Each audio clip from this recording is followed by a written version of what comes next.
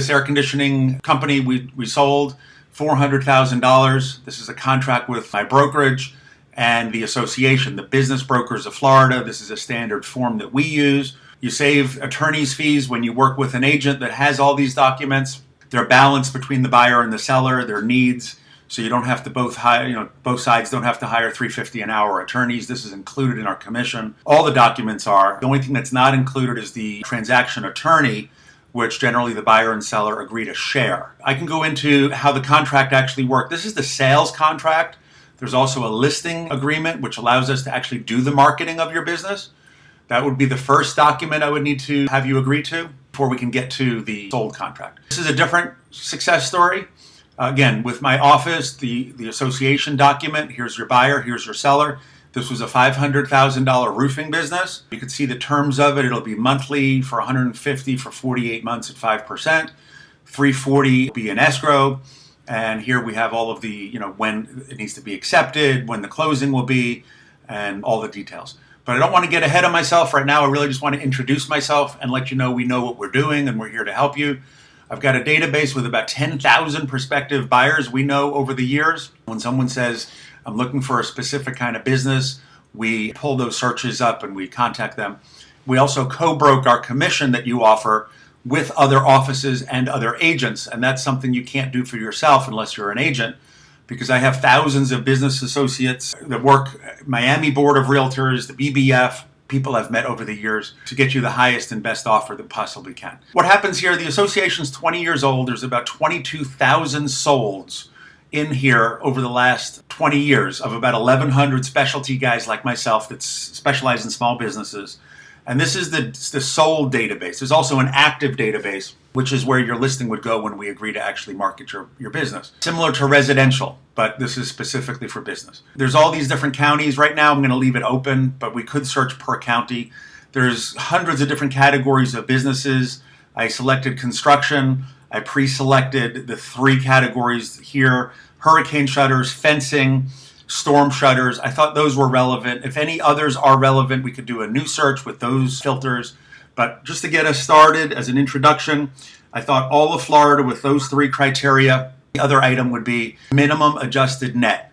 What is an adjusted net? That's the net that's on your tax return plus all the add backs in the way of cash that maybe didn't go into the bank, or maybe it did. Any personal expenses that the business may have paid for, any perks, car payments, cell phones, insurance, trips to Hawaii, college educations.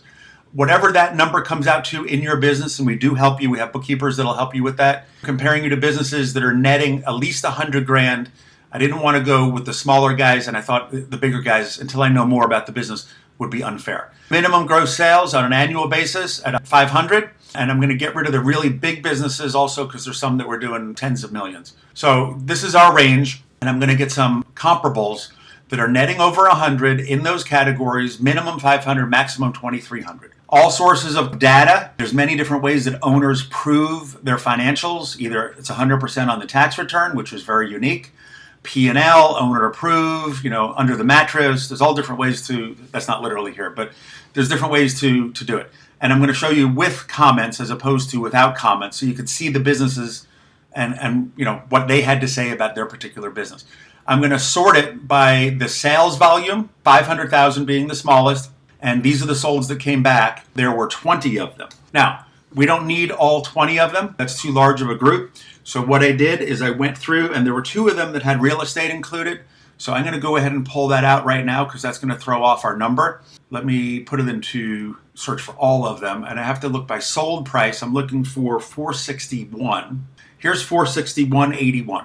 If you read the comments, it includes a 6,500 foot building and half an acre. So we have to disqualify that because this 3 is artificially inflated because of the value of the real estate that's in the business or sold with the business or being gifted as part of the business. So this is an artificially high number. So I removed it from the search. The other one that's got to be removed is 426. That also had real estate component to it.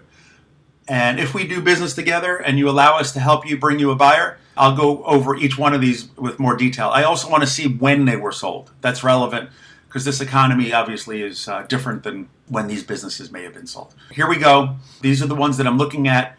And the average of the 3 filters that are making over 100,000, grossing between 500 and 2.3 million, all time frames, which I do want to narrow down, sold price.